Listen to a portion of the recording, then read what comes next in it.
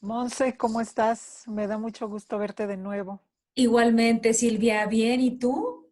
Bien, bien, y un saludo a todos los que se vayan a ir conectando con nosotros. Hoy con un tema que yo creo que nos está tocando muchísimo, que es la soledad.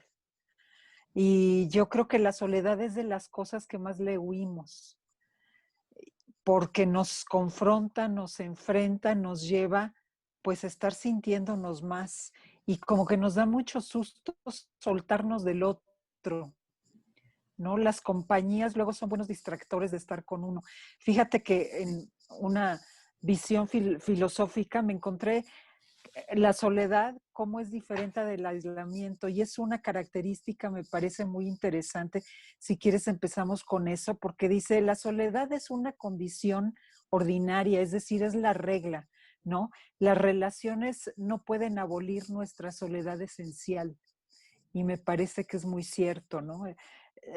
Porque, y lo relaciona mucho con las vivencias pues más fuertes de nuestra vida, que tendrían que ser como constantes, que luego las bloqueamos o ni cuenta nos damos, ya íbamos como en automático, porque habla de que solos para ser lo que somos, solos para vivir lo que vivimos, solos para morir, solos para amar. O sea, nadie puede amar por nosotros, es una experiencia súper personal, ni vivir por nosotros, ni tampoco desde luego morir. En latín quiere decir, viene de solitas, en latín, que es cualidad de estar sin nadie más. Sí, esta solitud. Algunos le llaman solitud. ¿Cómo ves, Monse? Pues fíjate, Silvia, que ahora me dieron ganas de buscar a mí el significado y como de pronto algo que podemos tener muy a la mano es el diccionario de la Real Academia de la Lengua. Fíjate, la define como, o dice que la soledad es la carencia de compañía. Ujú. Y bueno, en esta parte tú decías al principio que es un tema que nos toca en este momento mucho, porque se nos ha obligado a estar solos, ¿no? Desde este lugar, desde el confinamiento. Pero ahora la crítica voy a ser yo, porque bueno, me parece, evidentemente es mi punto de vista, que si pensamos a la soledad como carencia de compañía, podemos caer en esta trampa de que tenemos que tener compañía. Y ya no se diga, por ejemplo, con la pareja, ¿no? Que tenemos que tener una pareja o un hombre o incluso, seguramente te ha tocado, Silvia, de quien tiene un hijo o alguien le dice a otra persona, ten un hijo, porque si no, ¿qué vas a hacer cuando estés sola? Un hijo para que te cuide o para lo que sea, pero es Ujú. como si en estas creencias de las que ya hemos hablado podemos quedar muy atrapados en estas visiones que son limitadas. Entonces, yo quiero retomar pues nuevamente desde enfoque centrado en la persona. Carl Rogers lo define de dos formas y en una sobre todo yo estoy muy de acuerdo. En la primera dice, es el alejamiento que una persona tiene de sí misma para estar con su experiencia real, ya que Me si encanta. negamos, no estamos con nosotros mismos. Y un segundo punto, como parte de su propuesta, dice que también la soledad es la falta de al menos una relación interpersonal en la que la persona pueda comunicar lo que siente y que sea ella misma. Ujú.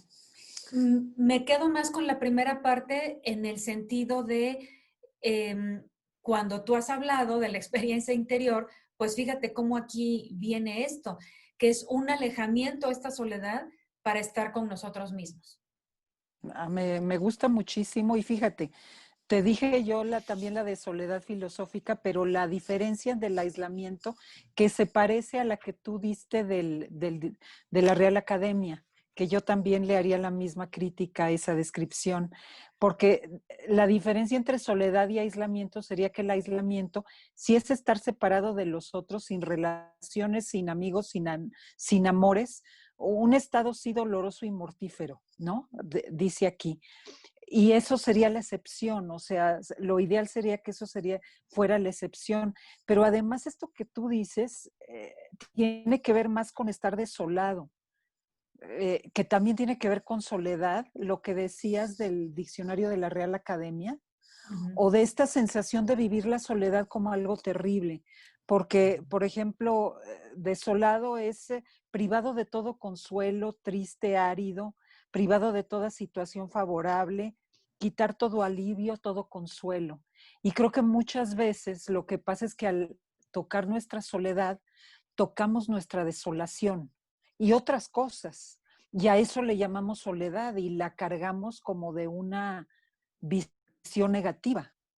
¿Y desde qué lugar, Silvia, harías el planteamiento de la desolación de cara a la soledad? De que muchas veces evitamos la soledad y nos distraemos o nos aferramos a relaciones o actividades o algún tipo de adicciones por no tocar esa soledad, porque esa soledad también está asociada al vacío. Y esta sensación de vacío también tiene mucho que ver con, con ser capaz de habitarme. A ver, te pongo un ejemplo. Si podemos estar solas en nuestra cama y ahí podemos vivir una paz enorme o una angustia terrible por esta sensación de soledad y hasta sentirme chiquita. Esta desolación puede ser estar desierto, pero vete a un desierto o vete a la playa y qué se siente estar en ese contacto. Es una experiencia maravillosa, pero también puede ser muy amenazante porque me permite, como tú dijiste, esta de Carl Rogers que me gustó mucho, estar más cerca de mí misma. ¿Qué tanto eso nos asusta? Muchísimo. Y yo creo, Silvia, que nos asusta, me parece que entre otras cosas, por esta visión negativa, como decías, que se le da a la soledad, como que es algo, es que lleva a plantearnos que es negativo estar solo o estar solito, o cómo vas a estar solo, cómo vas a pasar la Navidad, por ejemplo, sola, o, Ujú. ¿no? Y creo que ahí se antepone un miedo. Y creo que tiene que ver, Silvia, con la tristeza, con que nos dé miedo tocar la tristeza, que es parte de lo que podemos tocar muy seguramente en la soledad. Y que sin embargo, si no tocamos esa tristeza y si no conectamos con esa soledad, que algo tendría que decirnos, justamente eso nos puede traer más problemas, no aceptarnos a nosotros mismos, nuestras emociones, e incluso podemos llegar nosotros mismos a ocasionarnos un problema de salud por estar Claro, negando, porque al negar pongo de alguna manera, una protección o una barrera que no me permite pedir ayuda, por ejemplo, que no me permite incluso llorar, tal vez, ¿no? ujú. No sé Desde cómo ves luego. tú. Fíjate que no estoy pensando también ahorita que dijiste eso en una persona que sé que está ahorita viviendo algo muy fuerte porque un pariente muy cercano se suicida. Y entonces no puede sacar todo lo que trae y está deprimiéndose. Y muchas veces a la depresión tiene que ver con esa resistencia a sacar lo que hay allá adentro, a transitar más allá de ese vacío. Creo que esto sí tiene que ver mucho con el miedo que le tenemos a las emociones que nos asustan. No solo la tristeza, como bien decías, sino el resentimiento. Yo, por ejemplo, sé que esta persona le da terror sacar el enojo que le da que la otra persona se haya suicidado porque es una figura muy, muy importante en su vida. Entonces no está pudiendo sacar el enojo cuando el resto de la familia está enojadísimo o al menos reaccionaron con mucho enojo primero por una serie de cosas que no vale la pena comentar ahora, pero es esta sensación donde no nos metemos al vacío que nos ronda. Y aunado a eso, les quiero leer un párrafo, compartirles un párrafo de este libro de María Zambrano que se llama Los sueños y el tiempo. Y justamente ella dice, el yo no va solo, atrae consigo un cortejo de vivencias. Su lugar es el vacío. pero ese vacío está rodeado de vivencias, unas más próximas que las otras. Se comprende que las más próximas sean aquellas en que se da el proyecto inmediato que el yo rige y conduce, aquellas en que se da su quehacer inmediato. Sin embargo, ya luego va explicando cómo las que más hablan de nuestro ser, de nuestra existencia, son las que luego le huimos más y nos asustan. Entonces andamos como en un nivel de sentir y de acercarnos a ese, a ese mí mismo, a sentirme hasta cierto nivel, pero ahí le paramos porque qué susto ir más a fondo. Y creo que un momento como este nos permite darnos cuenta cómo ha sido difícil para mucha gente este aislamiento físico, que no es lo mismo que la soledad, pero nos ha ayudado a acercarnos a nosotros mismos y a sentir esta soledad. Por supuesto. Y fíjate que ya mencionaste en un par de ocasiones la existencia. Y retomando a Irving Yalom, que está en el ámbito de la psicología existencial, él habla de que hay dos clases de soledad, la cotidiana y la existencial. Y dice que la cotidiana es interpersonal y consiste en el dolor de vernos aislados de las demás personas. Dice, todos conocemos esta soledad. Y la segunda forma de soledad dice que es el aislamiento existencial, que es más profundo y surge de la brecha insalvable que hay entre el individuo y el resto del mundo. Esta brecha no solo es consecuencia de que hemos entrado solos en la existencia y solos tendremos que abandonarla Claro, también, claro. sino de que cada uno de nosotros habita un mundo que solo él conoce o que solo nosotros conocemos. Así es, como Y que es, estaba, sí, perdón, sí, sí, pensando dime. No, sí. que qué tal si de pronto lo que nos da miedo es justamente habitarnos y vernos. Y en ese miedo quizá nos hacemos una trampa y mejor digo que me siento solo o sola para no ver lo que ya tengo que ver dentro de mí. Claro. Sí, fíjate que esta experiencia del COVID con las personas que tienen a gente querida internada en un hospital y la desesperación que puede llegar incluso a que se violenten con el personal médico, como ha sucedido en algunos casos, cómo es no puedo, como decir, como dejar al otro en soledad y yo vivir esto en soledad sin poder acercarme a rescatarle, acompañarle de algún modo. Cómo esta angustia muchas veces está hablando de que qué difícil se le hace al que está afuera vivir su proceso individualmente y confiar y respetar el proceso del otro. Me parece que son condiciones tan difíciles, pero que ventanean mucho como este sentido gregario que tenemos de aferrarnos al otro para no permitir esta distancia suficiente entre los dos que nos permita acceder a nuestra propia experiencia puramente sin agarrarnos de otro, ¿sí?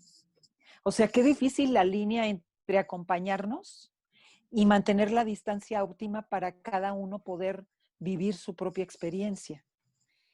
Vivir la propia experiencia, Silvia, me parece que también la circunstancia de cada quien. No, yo sí te diría que me parece difícil, como en dos grupos de edad, en los niños pequeños que no pueden ir por ahora a la escuela y que no pueden socializar en el recreo o en otras actividades con niños de su edad, jugando, discutiendo, lo que gustes. Y por otra parte, los adultos mayores que no pueden tener este contacto con sus nietos o con personas cercanas en un momento en el que puedan necesitar el afecto. Sin embargo, creo que es importante como hacer una diferencia, no sé tú cómo lo veas, entre buscar alternativas para comunicarme y para poder estar y no quedarme con esta parte tan negativa o con la connotación tan negativa que las creencias le dan a la soledad.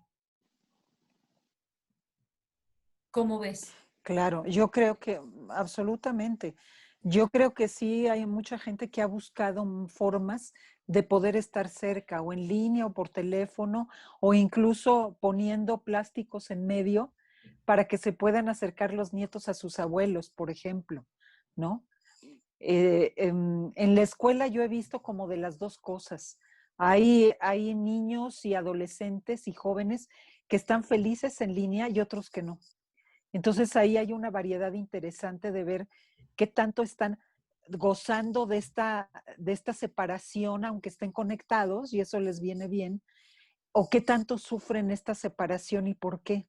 Como que son aspectos de adaptación que pueden ser muy engañosos y el asunto es qué está viviendo cada quien. Claro que pueden ser engañosos y como dices, si es un tema que como problema se presenta tanto en lo presencial como en lo que es a distancia, pues entonces yo creo que ahí vemos claramente que más bien tendría que ver con los recursos personales que cada quien tenga para vivir su experiencia interior con y sin pandemia, ¿no?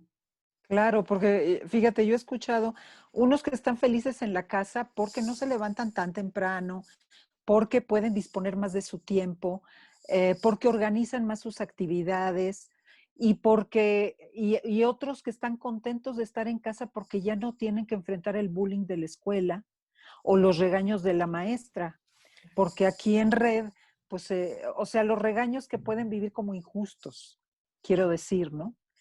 Que no es lo mismo que los que sí están padeciendo porque no tienen un buen medio para conectarse también, ¿no? Hay una gran variedad. Sí.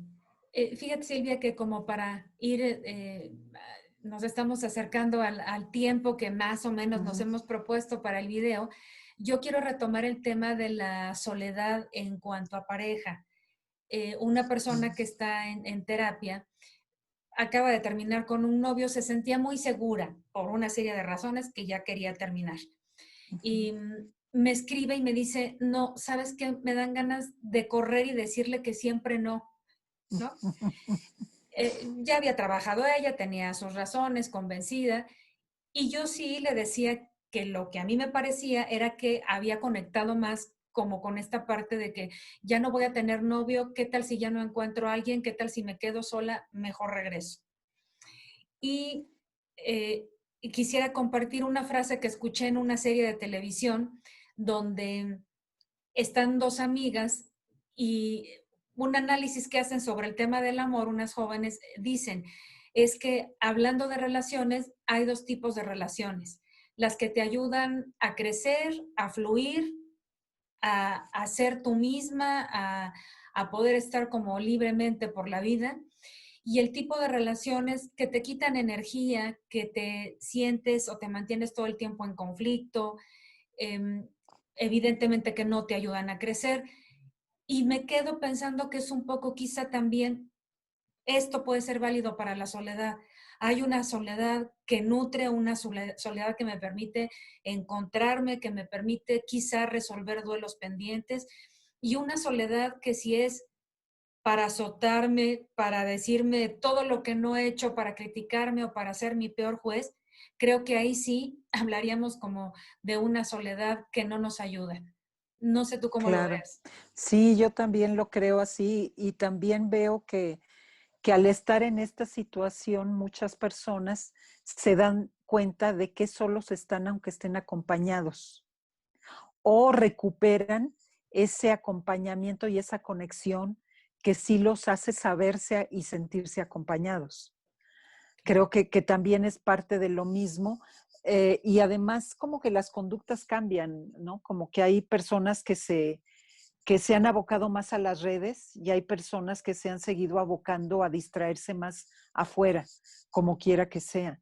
Y como dices, estoy de acuerdo, esto habla mucho de los recursos internos, porque también hay quien con mucha ansiedad busca afuera, ¿no? Como podría ser el caso de esta chica en el momento que dice, ay, no, no te vayas, ¿no? Claro. Y bueno, esto nos invita sin duda, Silvia, a ver adentro de nosotros y a buscar nuestros recursos Y yo creo internos. que lo vamos ligando con el tema que vamos a tratar Ujú. del sentido de la vida, Sí, que tiene que ver precisamente con, bueno, me toco profundamente y qué sentido encuentro. Sí, por supuesto, Silvia. Pues bueno, hoy charlamos y compartimos un poco sobre la soledad y como ya dijiste, lo vamos a relacionar con el sentido de vida un poquito más adelante. Claro que sí. Ujú. Hasta Pues pronto. muchas gracias, Silvia. Nos vemos Gracias a ti. pronto. Bye Chao. bye.